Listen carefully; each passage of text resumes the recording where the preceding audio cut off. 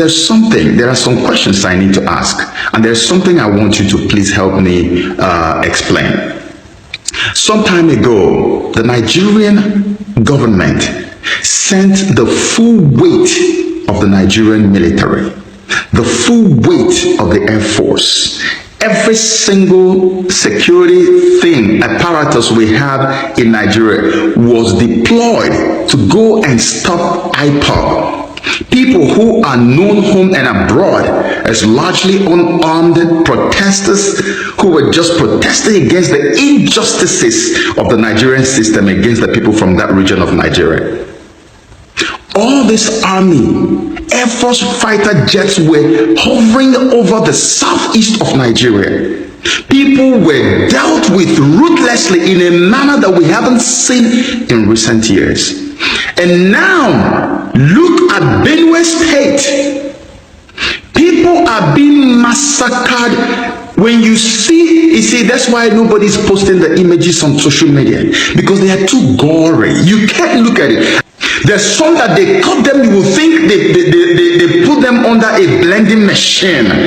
These are how do you call these herdsmen human beings? Look the way they are killing people. They massacre, they cut, they chop them into pieces like they're about to be cooked. And what does the government do? Why is the president not talking about the military going to this region? Why is the president not talking about the Air Force?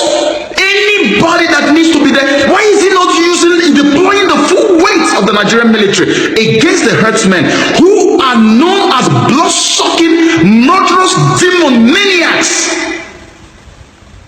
Do you smell any double standard here?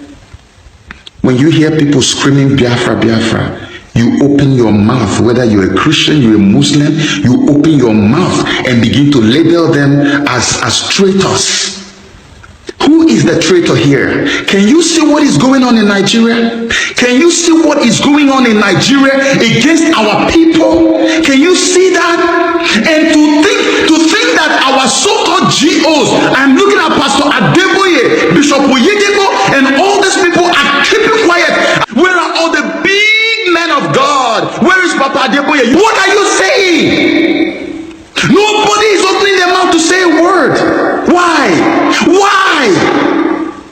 When we talk about tithe, you people will get angry. Oh, why are you talking about tithe to a man of God? Hey, don't say anything about the man of God. Shame on you. It was time for Biafra. IPOB, you sealed your lips. Finally, it has gotten to Middle Belt. Benue, Taraba, Adamawa, all of them, you are also sealing your lips.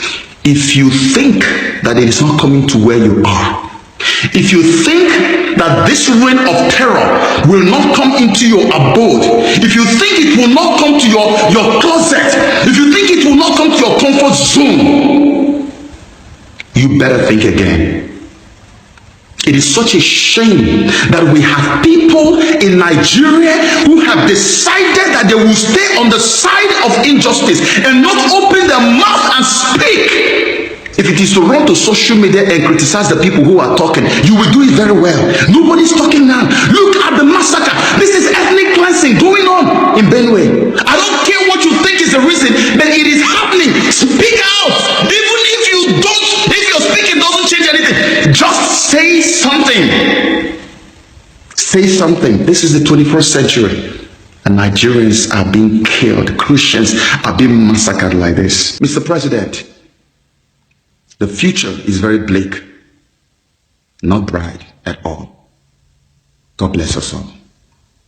Did you just hear that? No. Did you just hear that? A country that have standards, different standards for her citizens. Yes, there are standards for people from the east. There are standards from the people from the west. And there are standards for people from the north. A country. Tell me how that country is going to grow. Now, let me remind you. Did you remember Python Dance 1, Python Dance 2, and Python Dance 3? Did you remember? Hey. Now, Fulani people unalive 200 persons in one night. 200. And of course, as I told in one of my previous videos, that 2 days ago, Fulani still killed 48 people in Benue State. Now, tell me, Have you heard of any military operation in that part of the country, in the north or somewhere in the middle belt? Have you heard of it? Have you? Now, in the next video you're going to watch, why I'm bringing all this, oh my goodness. In the next video you're going to watch, I will show you what the army said about these 200 people that was killed in Benue State. I will tell you what the army said. After that, it's just unfortunate. It's just unfortunate. Please watch this video, what the army said. The issue of the animals. The animals stray into farms. Now, because if you know Benue, it is lush and it's very attractive to animals. If an animal gets into a farm, there's always a problem. It creates problems. Now, if you arrest the animal or you kill the animal, it becomes another issue. Right. So if we stop the animals from moving, there won't be issue. If we stop killing the animals, there won't be issue. So for me, these two things are basic. The issue of land grabbing is political. The government, state government particularly, need to really step in to ensure that we address and bring all the parties together. Right. Sit down and agree on this, and from henceforth, any acts that is conducted is acts of criminality. We can start dealing with that from then, and I think we will have peace if we're able to do that.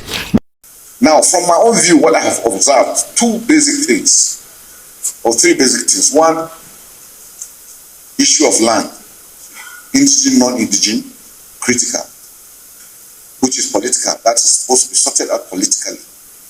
Secondly, the issue of the movement of animals. I have told people over time that when they say farmer herders clash, clash means two things are moving. But if the farm is standing and an animal comes in, it's not a clash. It's somebody entering somebody's property. So we must find solutions to how, which means if the animals don't move, we don't have issues.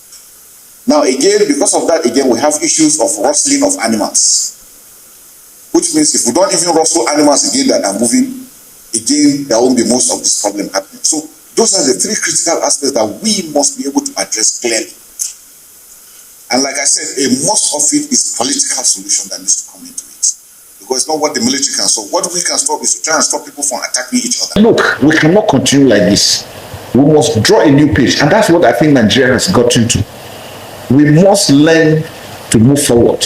We must learn to love ourselves and love our country, and that's where will make the difference for us. The deployments are done. We have seen the gaps we're having. We're talking with the state government, but like I said, a lot of it has to do with politics. The boundary demarcation is still there. Farmer herders issue is still issues that can be sorted out. If we're able to do ranches, because what I realize about what's happening is the perception is there's land grabbing. And again, because things were done before. You know, in the past, most communities stayed with Fulanis and their native locals without any problem. If a cow enters a farm and eats a farm, the cow is arrested. The owner of the cow will come and pay compensation.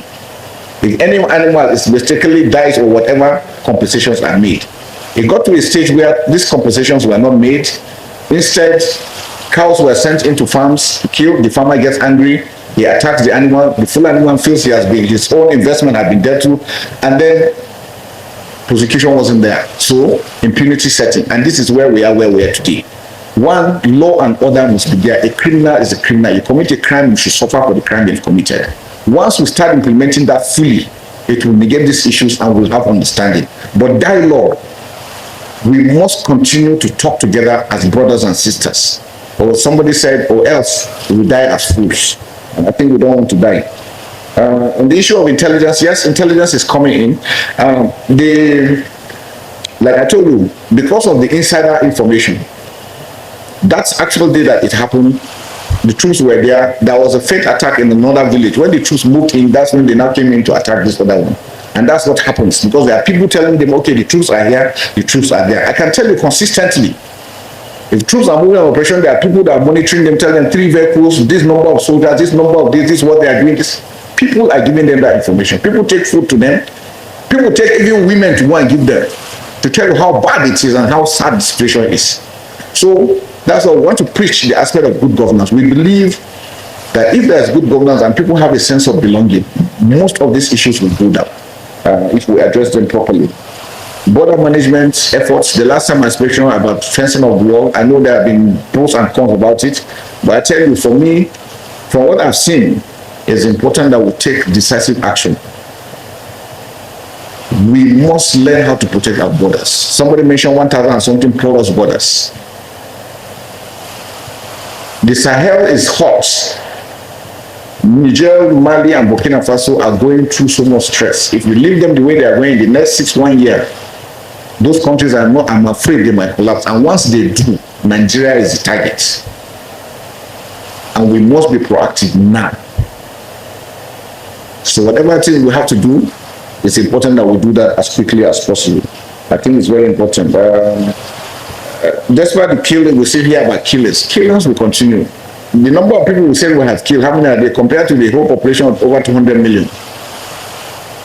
We have porous borders. There are people that are empty, not eating. You know, since Libya has fallen, the whole of that Sahel is open. There's free movement of drugs, illegal immigration, light weapons, small arms, all moving. Once your border is empty, all those things are flowing into your border. And like I told you, the attraction is Nigeria, because people believe Nigeria is rich. High rate of unemployment, poverty, illiteracy. It's easier for people to be drawn into crime and criminality. And so those are aspects we are putting. So most of these things are not military solution, like I said. It's a holistic thing that has to be done. To address them, local governments must work. Because if you have a state with 20 local governments, with 20 local government chairmen, crime is localized. Each local government will be chairman, will be dealing with the criminals within his own domain. It will not all come together to the states. And so it will mitigate those things. And so those are the things that we try to push so that we can get those things. Thank you very much.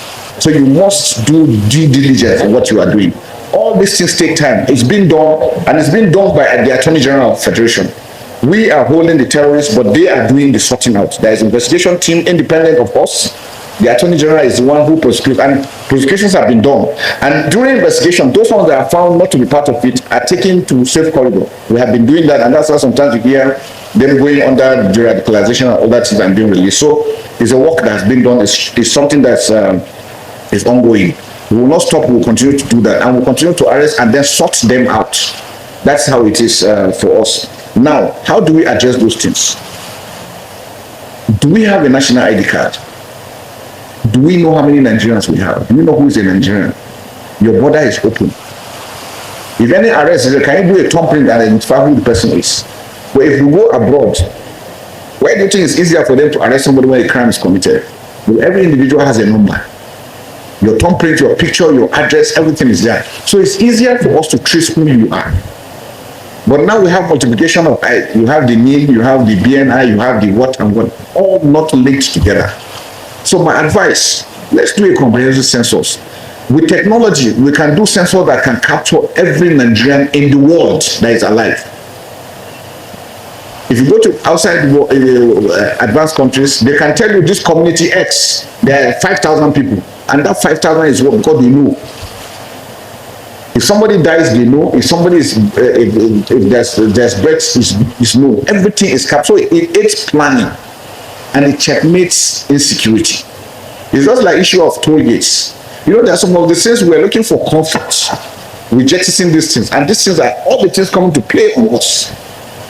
Toll gates are also control measures. If something is stolen, somebody is identified. Passing through a toll gate, you will be identified. So you see, those are these are measures that we need to look at as a nation. As we are looking at our border management, we build up a database so that every Nigerian, anything you do, they just tell you, give me your number. When they key in, they know who you are, they know everything about you, which hospital you are born, which school you went to. Nothing is hidden. Those are the things that I think we need to do. Also giving to follow up.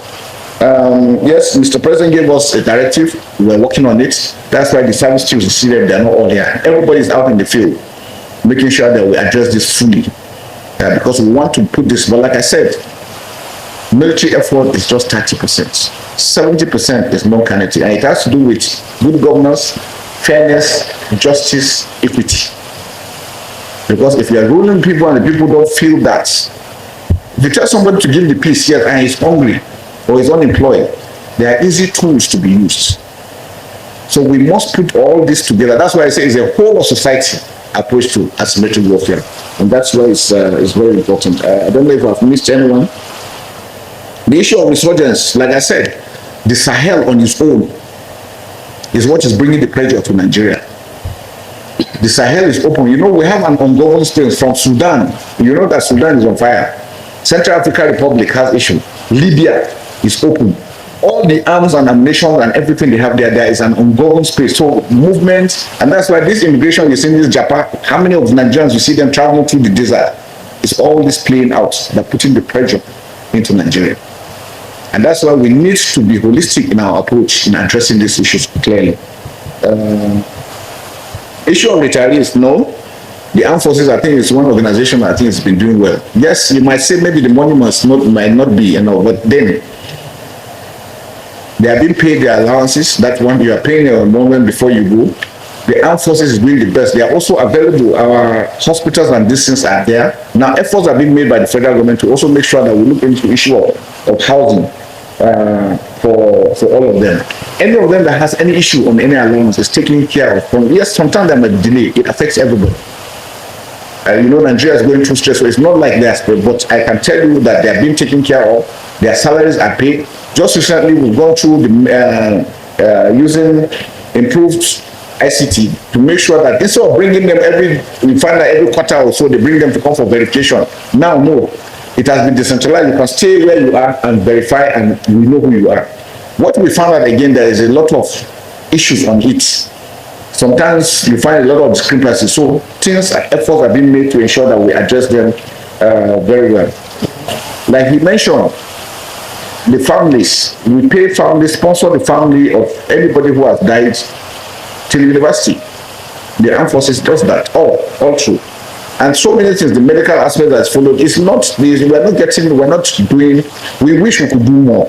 But again, we are also taking from the purse, from the resources available. But I can tell you, we're not throwing our people away. The welfare of our men is very important, like I mentioned, because the way we treat those ones that have left, in determining the ones that are serving, their level of commitment, and we are very, very mindful of that, and we will continue to do that. Those of them that have went, you watch the clips, some of them told you they were taken to Germany, some people were taken to Dubai, Egypt, all because of treatment. And that's calls for the importance for us to be able to develop our own medical system so that we don't need to go out. Because you can imagine how much money it costs to take one person out. That money will treat more people on ground if they are here in Nigeria. So I'm happy that we have new hospitals that are also coming into Nigeria, and we're hopeful that they will be cheap enough and kind enough to also extend. I've met a few hospital proprietors that are willing to also assist members at their own contribution to the peace effort, and I think that's what we should try to increase. Well, when we say we want to rate our performance, well, I don't know. I don't want to go into figures and all these things. But all I'm saying is that Abuja Kaduna Road is free. If you go there at night, you see the number of people moving. Schools are opening, markets are opening. For us, those are indicators that things are getting better. And once you go from insurgency and you start seeing this little idea of criminality, because that's how it starts. It goes up. Once it starts coming down, it goes down like that. Like in the South, because now they don't have ability to break pipeline, do all those stuff, they started sea piracy, doing robbery, minor robberies and all this, to show you that they cannot get to their objective. So, and that is why I said law and order. Every society must be able to have law and order being implemented. Criminals must be dealt with as criminals. Like I'm happy somebody mentioned the issue of cases pending, or you give bail. These are not things what the military can do. Because you know we cannot even prosecute. Whatever we do, we hand over. And so it has made we can only prosecute our own personnel to some extent. Now with human rights, in those days in Liberia, an officer shot another person and killed him. He was court-martialed, tied to the stake and shot. Case finished. But do that nowadays, the whole country will be awkward that you're trying to kill people. So you see, those are the things, the dynamics that are also affecting our system. Because the military law is military law, it has its own standard that we follow. But because of human rights and our civil, so we have to obey those things. So it bends the law, and once people cannot see the repercussion for their action, impunity sets in. And it is that impunity that we're in now. You take somebody to court, he's given a bail, and the case is gone. It's not what the military can do. So those are the things we're appealing that we should look into it and be able to to address strategies. There are so many, and with asymmetric warfare, it's not like the conventional. Conventional is country to country. You know who your enemy is. Now we're dealing. You don't know who your enemy is. That person that is smiling with you could be the enemy. So you see, it makes it more dangerous and more difficult. There were issues that we had. We do clearance operation. We go into communities. They will just bury their weapons and come out and tell you. And if the man is not carrying arms, to you, you can't determine. You pass and go. Behind you, he digs out those things and attacks you from the rear. This is what we constantly face. So when these things happen and actions are taken, then you hear people coming with human rights. But one question I always ask of as Nigerians, have you ever wondered when we are succeeding so much, that's when this so-called human right or amnesty come after us? Did you hear that? Did you hear it? For this country, I don't know. Honestly speaking, please do well to drop your comment on the comment section what you think. But I tell you, so many things are going wrong in this country. So many things. Drop your comment on the comment section. I'll see you in my next video. God bless you.